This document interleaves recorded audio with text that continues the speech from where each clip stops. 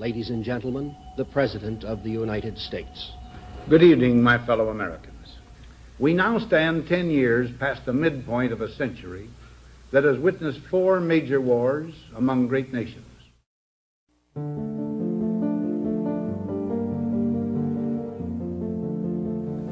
Until the latest of our world conflicts, the United States had no armaments industry.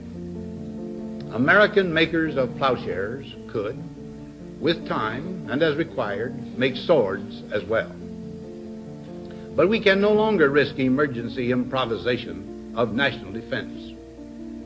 We have been compelled to create a permanent armaments industry of vast proportions. Added to this, 3.5 million men and women are directly engaged in the defense establishment. Now, this conjunction of an immense military establishment and a large arms industry is new in the American experience.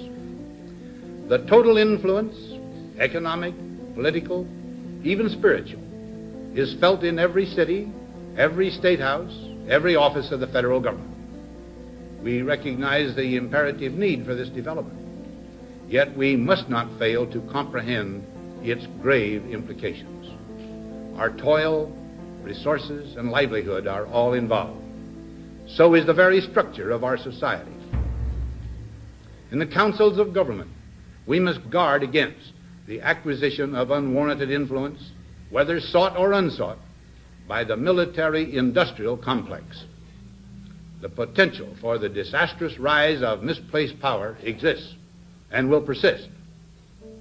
We must never let the weight of this combination endanger our liberties or democratic processes. We should take nothing for granted. Only an alert and knowledgeable citizenry can compel the proper meshing of the huge industrial and military machinery of defense with our peaceful methods and goals, so that security and liberty may prosper together.